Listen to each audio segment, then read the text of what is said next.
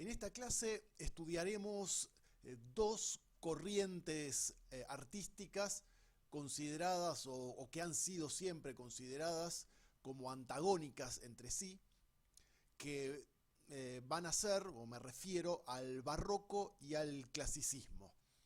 El texto que tienen para esta clase, sobre el cual nos basaremos para esta exposición, se titula La sensibilidad barroca, pero hace referencias constantes al llamado clasicismo. Estos dos estilos o formas de entender el arte van a coexistir a partir del siglo XVII europeo. Pero comenzaremos por definir o intentar definir someramente a qué nos referimos cuando hablamos de barroco. Si bien algunos lo consideran, algunos estudiosos lo consideran más ampliamente e incluyen el siglo XVI y el XIX, este estilo se da acabadamente y de manera hegemónica en el XVII. Hay quienes hablan de un largo barroco que comenzaría en el siglo XVI y se extendería hasta el XIX. Pero en verdad, el siglo por antonomasia del barroco es el XVII. La palabra barroco es un término, constituye un término inventado después, cuando ya el barroco estaba tocando a su fin. Sobre las postrimerías del XVIII, del siglo XVIII, se empezó a utilizar la palabra barroco o barroca, tomada del portugués, que significa perla irregular. Lo barroco fue primeramente, o comenzó a utilizarse esta palabra originalmente, para designar aquello que en el plano de la arquitectura era extravagante. Hay que decir también que el barroco posee cierta continuidad estilística, pero sobre todo supone una ruptura teórica con respecto al estilo artístico precedente, anterior, que fue el manierismo. Nosotros ya hemos hablado del Renacimiento, que dominó los siglos XV y XVI, particularmente el XVI. Sobre fines del XVI, en la parte final, en el epílogo del Renacimiento, surge el llamado manierismo, del cual no hablaremos demasiado, pero sí, para ubicarnos históricamente o cronológicamente, diremos que al Renacimiento le sucede el llamado manierismo, y al manierismo, como consecuencia directa del mismo, le sucede el barroco. El barroco, como tantos otros estilos arquitectónicos, surge en Italia y luego se extiende por toda Europa. Dentro de Italia es Roma su cuna, luego pasa a Turín, de allí al resto de Italia y en segundo lugar a Europa. En esta época, el siglo XVII sobre todo, el prestigio artístico de Italia no se interrumpe, se mantiene. Los artistas italianos siguen siendo reclamados y contratados en toda Europa, mientras que los artistas no italianos tienen como una de sus metas ineludibles el famoso e importantísimo viaje a Italia, que se lo considera condición sine qua non en lo que respecta a su formación artística. Prácticamente todos los artistas europeos que no son italianos, en algún momento de su formación, viajan a Italia a estudiar los estilos artísticos y la manera de trabajar desde el punto de vista de los artistas y del arte. Les decía al comienzo de esta exposición que tradicionalmente, ya podríamos decir de manera más decidida desde fines o desde principios, del siglo XX, hay una idea construida sobre una base dicotómica de la absoluta diferencia y oposición entre el barroco y el clasicismo. Tal como veremos a continuación, hay algo de cierto en esta caracterización doble, enfrentada del barroco con el clasicismo, pero al mismo tiempo también podemos hablar de una complementariedad y de una convergencia entre ambas maneras de entender el arte. Los intercambios y las convergencias entre el barroco y el clasicismo son múltiples. Tras el saqueo de Roma en 1527, que hemos mencionado en algún momento cuando hablamos del Renacimiento, la ciudad de Roma continúa un proceso de grandiosidad urbanística y arquitectónica, de engrandecimiento de una ciudad que durante la época del Imperio Romano había sido la más importante del mundo antiguo, que luego había durante la Edad Media caído en una larga declinación, había reducido considerablemente sus habitantes, de 1 millón había pasado a 50.000 en la Edad Media. Una recuperación demográfica, económica, posibilitó en los albores del Renacimiento que Roma lentamente fuese recuperando e incluso superando aquel esplendor. A partir del siglo XVI, más decididamente, cuando el Renacimiento arranca con toda su potencia, Roma comenzará a convertirse en una ciudad hermosa como jamás había sido hasta ese momento, incluso en la época de su mayor esplendor durante la antigüedad romana. Hacia 1630, precisamente en la ciudad de Roma, se origina el barroco, en torno a dos artistas, Bernini y Pedro de Cortina. Prácticamente podemos decir, o virtualmente podemos hablar de un segundo renacimiento que tuvo lugar a partir de este momento. En España, que se hallaba también, igual que Italia estaba bajo el poder español de los Habsburgo, de esta dinastía imperial que reinaba en España, pero que era de origen austríaco. El poder monárquico español se había adueñado de buena parte de la península italiana, pero a pesar de esta cercanía política, geográfica, entre Italia y España, el barroco no llega a España de la misma manera que llega a otros rincones de Europa y a otras regiones del imperio de los Habsburgo. En España hay un estilo más bien que no es precisamente barroco, sino que se habla del churrigueresco, que es el churrigueresco es una suerte de variante española del barroco, que contiene o incluye retablos suntuosos y una decoración recargada. Pero debido a las diferencias regionales, a la falta de integración nacional del Reino de España, que estaba subdividido en reinos previos, preexistentes de los que ya hemos hablado, debido a estas cuestiones es que en parte podemos explicar la inexistencia de un barroco español bien unificado y constituido. En 1648, con la paz de Westfalia, se inicia en Europa un periodo de estabilidad política, particularmente en los territorios pertenecientes a los Habsburgo, a los Austria, también se les llamaba así a esta monarquía, al imperio de los Habsburgo, que se convierte de alguna manera en el imperio del barroco.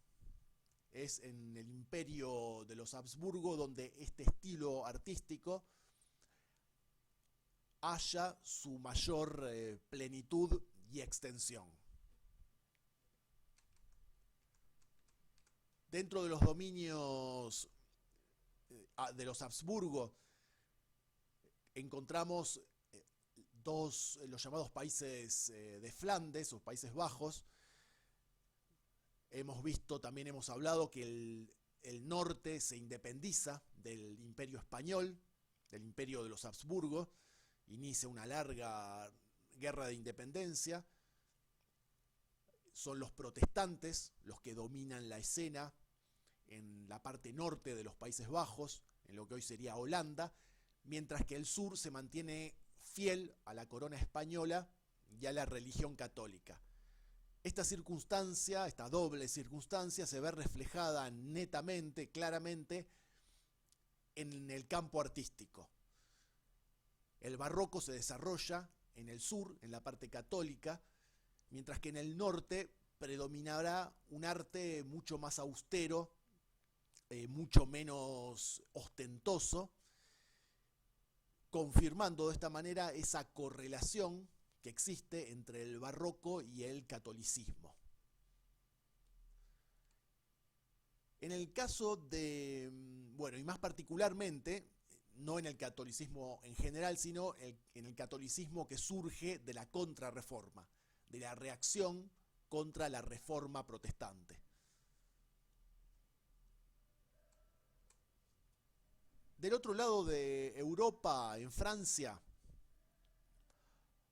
en pleno reinado de Luis XIV, el Rey Sol, aquel que había acuñado esa frase tan significativa de "el Estado soy yo", en el Imperio francés, el más absoluto desde el punto de vista monárquico y el más poderoso durante el siglo XVII, el prestigio artístico francés se vincula directamente, íntimamente, al prestigio del Estado monárquico absolutista de Luis XIV, quien crea un arte de Estado, un arte oficial, que glorificará al monarca y al imperio en pleno esplendor que él representa.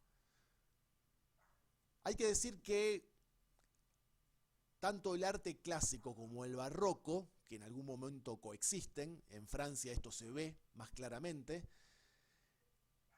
vemos una vinculación del clasicismo y del barroco a la evolución del poder político, y en este caso particular a la glorificación del soberano, del monarca absoluto. El arte barroco, pero también el arte clásico, estará vinculado a ensalzar la figura de los monarcas franceses particularmente, y de otros monarcas europeos, también del Papa, del emperador, del rey,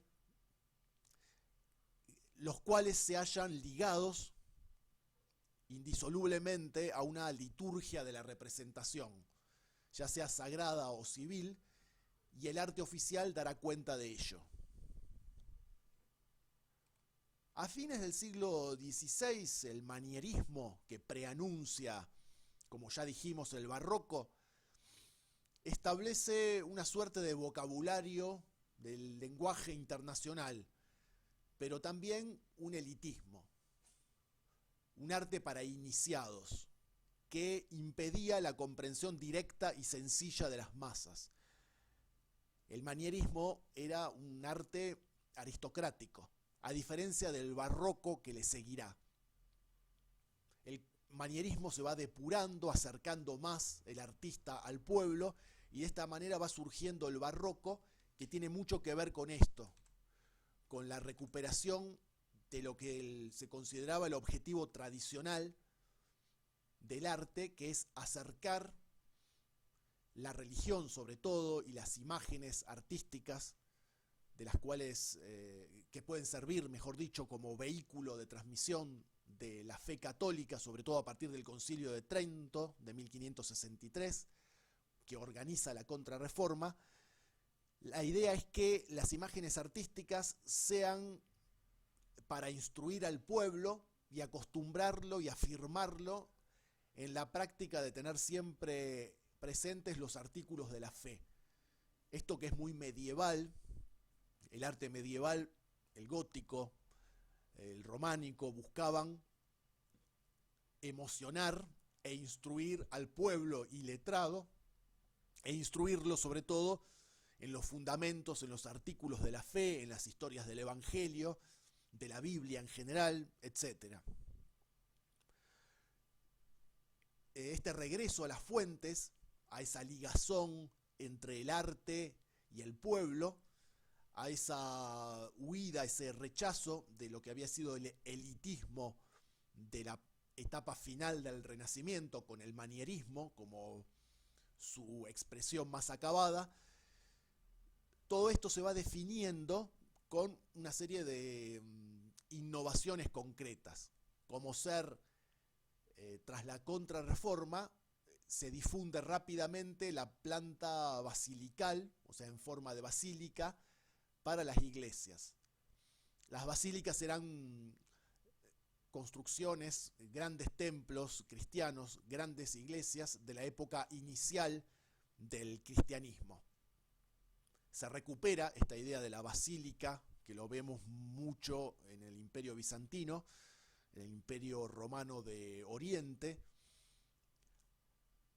La Basílica de San Pedro, que se va configurando en estos años, tiene como objetivo abrir la iglesia, una iglesia que era una basílica romana, pero mucho más pequeña, engrandecerla materialmente, espacialmente, volcarla al pueblo y volcarla a la ciudad para permitir esa reunión de multitudes para que pudiesen participar de la misa, de la liturgia, esta idea de espectacularidad, de espacio multitudinario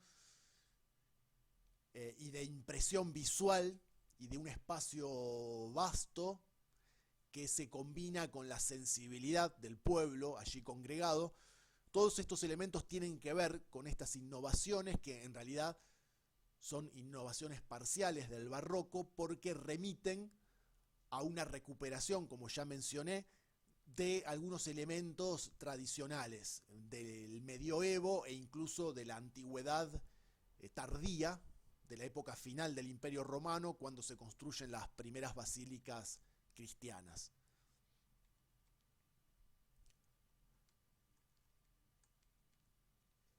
El objetivo entonces es restaurar la antigua función de conmover y de emocionar al espectador. Esto es nodal en lo que respecta al barroco. Se actúa sobre la sensibilidad del pueblo para operar una suerte de catarsis moral. No interesa satisfacer una percepción estética refinada, elitista, sino todo lo contrario. Lo que importa es asegurar un impacto eficaz sobre la conciencia y los sentimientos del espectador, pero sobre todo sobre los sentimientos.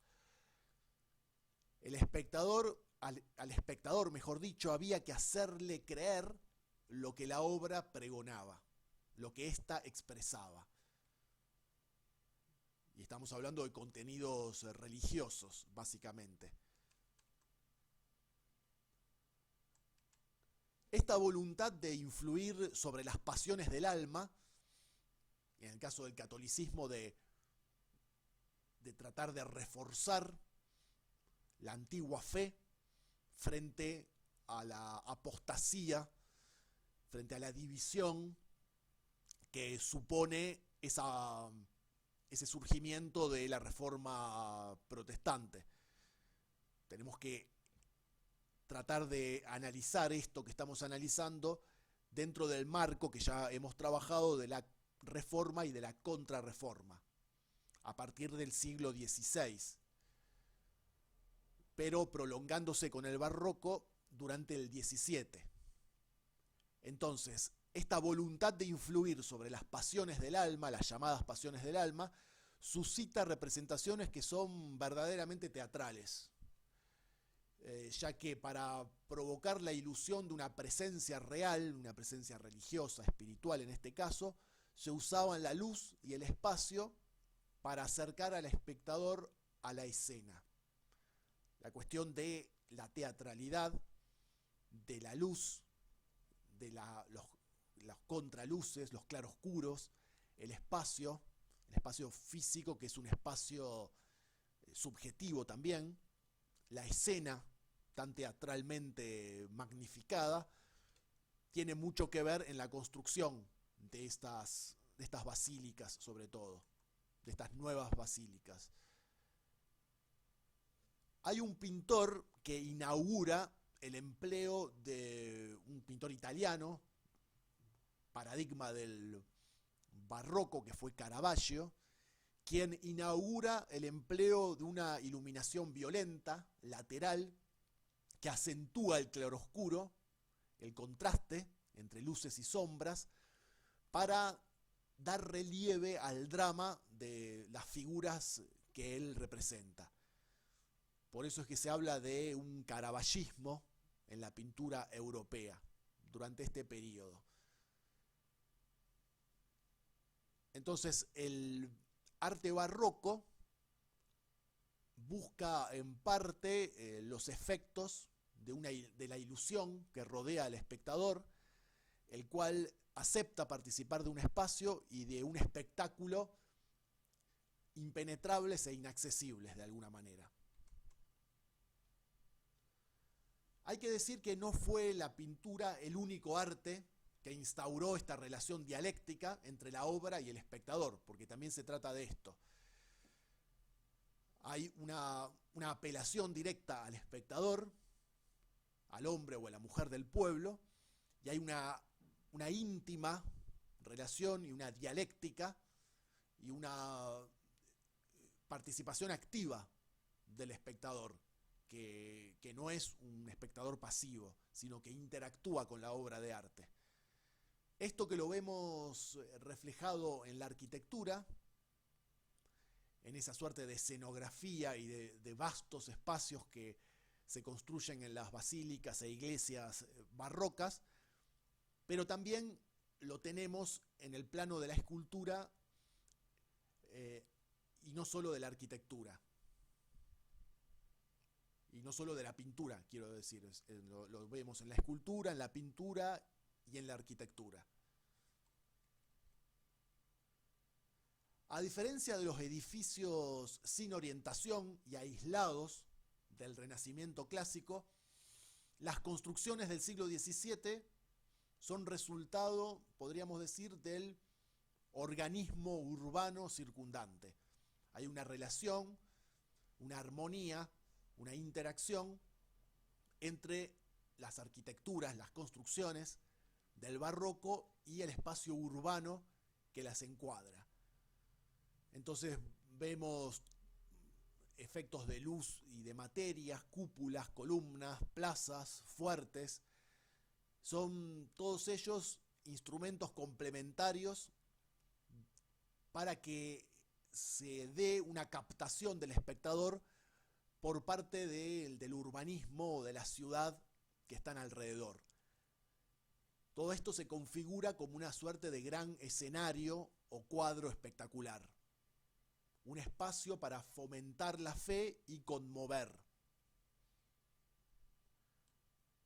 Ustedes seguramente lo habrán visto en las materias que tratan la historia del teatro, las formas en que fue evolucionando el teatro, no solo en lo que hace a las piezas teatrales, sino también a la construcción de la escenografía, de los escenarios y de los nuevos teatros. Esto del moderno cubo escénico, que surge justamente en la época del barroco, y que propone una coordinación entre la sala y la perspectiva del decorado, para lograr una mayor participación del espectador e instaurar el espectáculo, por así decirlo, de la representación. Esto que vemos en los teatros de la época, los vemos también en las iglesias y también en el marco urbano más amplio, en los escenarios urbanos construidos alrededor. Se supone que hay una ósmosis, una interpenetración entre el espacio real que se construye, concreto, físico, social, y el espacio ficticio, el espacio subjetivo.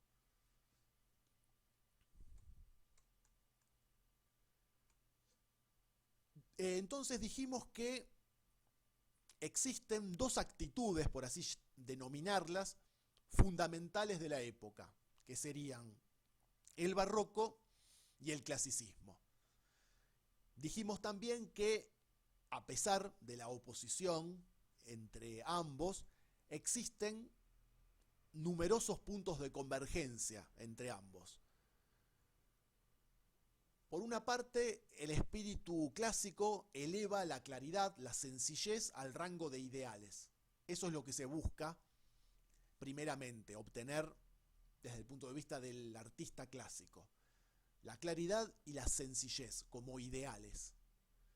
Pero esta sencillez clásica no excluye la multiplicidad que se observa en la naturaleza, en el mundo. Entonces el clasicismo lo que hace, además de pregonar la sencillez, pregona o busca la unidad en la variedad.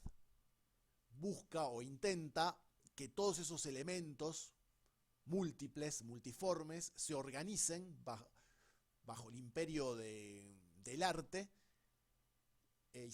y proporcionarles una forma sintética, regular, a esa multiplicidad y someter de esta manera lo particular a lo universal. Mientras que el barroco, ya dijimos que se apoya en la sensibilidad para suscitar una pasión, una emoción, a menudo exacerbada, en lo que hace al espíritu y a la sensibilidad. Por el contrario, el clasicismo busca o pretende buscar lo más racional o razonable. Este ideal estético del clasicismo se halla íntimamente vinculado al pensamiento científico contemporáneo, del siglo XVII particularmente. La intuición y la imaginación estarían, para el clasicismo, estrictamente controladas por la razón. Es la razón lo que subyace a toda esa multiplicidad y a todas esas emociones, a toda esa anárquica en apariencia subjetividad.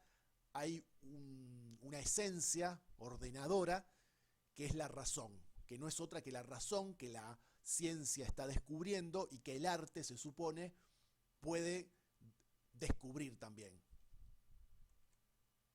O más que descubrir, desvelar, porque no se trata estrictamente de un descubrimiento, sino de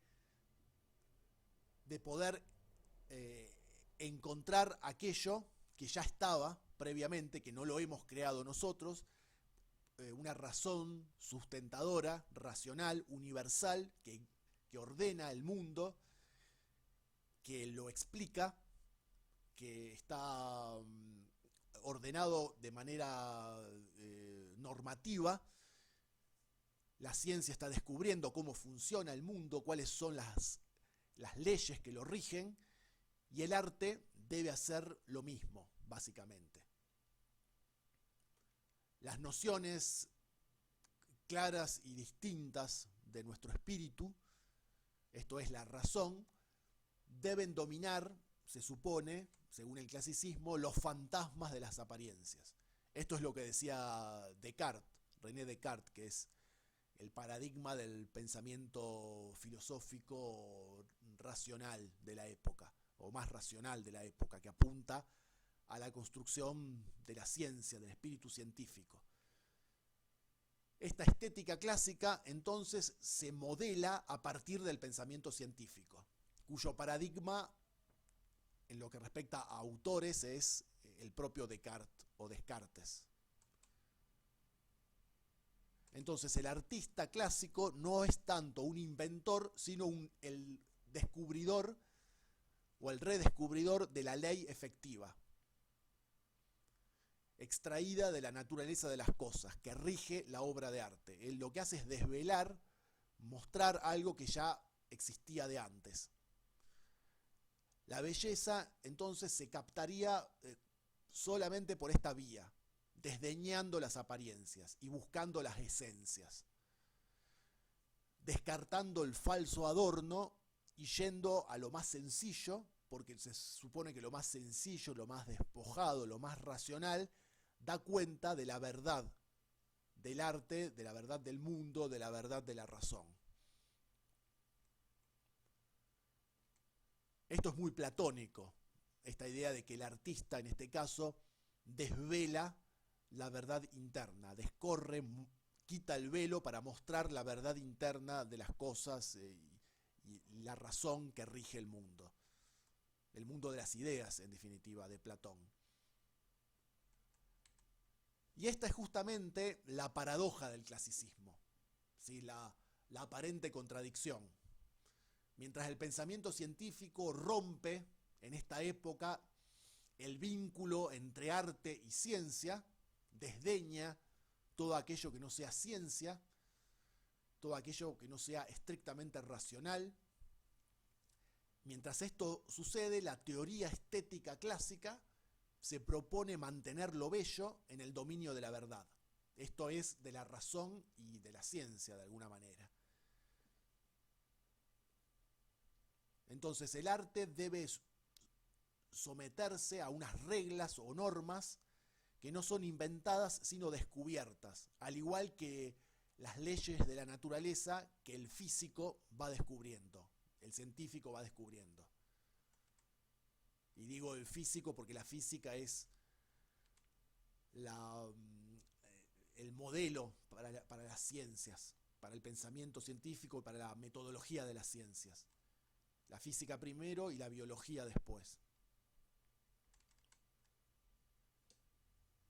En Francia vemos esta oposición entre el clasicismo como el arte de la élite social y el barroco, muy bien representado en las iglesias regionales, como el arte más próximo a los sectores populares.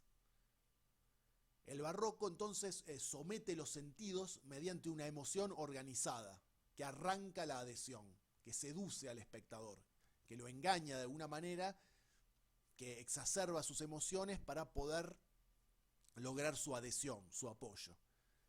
Mientras que el clasicismo busca seducir, pero de manera racional, o sea, buscando la perfección intrínseca de la razón.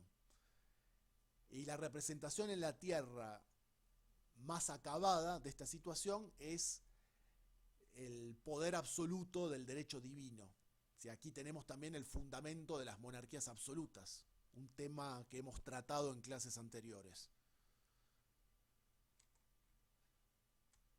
La racionalidad representada por el clasicismo, y esto lo veremos también cuando mencionemos y analicemos la pintura de la Revolución Francesa, que justamente toma esta visión clásica o neoclásica. En realidad es el clasicismo del que estamos hablando ahora. Algunos lo llaman neoclasicismo, porque en definitiva se trata en parte de una suerte de revivificación, de una manera de resucitar el Renacimiento.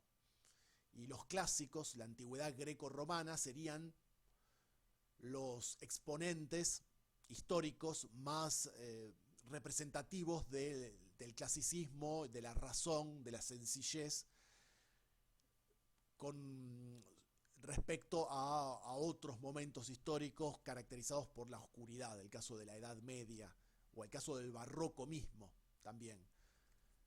Esta contraposición o paradoja, más bien, oposición y complementariedad a la vez entre el clasicismo y el barroco, la retomaremos en las clases subsiguientes, sobre todo en la próxima, cuando veamos que, bueno, esta evolución histórica y artística va avanzando con el tiempo, sobre todo en el siglo XVIII, se anuncia la Ilustración, la Revolución Francesa, y el clasicismo y el barroco se interpenetrarán cada vez más, y veremos que esta diferencia entre ambos no será tan pura en los hechos, aunque en la teoría sí lo parezcan.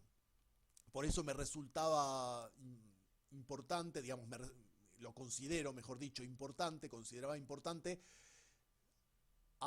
hablar en esta clase de manera introductoria del barroco y del clasicismo, ver sus aparentes diferencias y especificidades, y más adelante, en las 2 o 3 clases que nos restan, poder ver que en los hechos ambos no estaban tan lejos ni eran tan antitéticos entre sí. Entonces, terminamos aquí y proseguimos en la próxima clase, donde estudiaremos